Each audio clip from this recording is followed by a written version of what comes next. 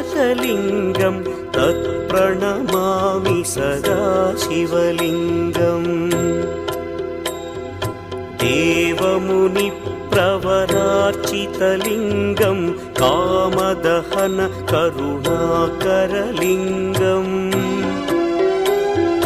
रावणदर्पविनाशकलिङ्गं तत्प्रणमामि सदा शिवलिङ्गम्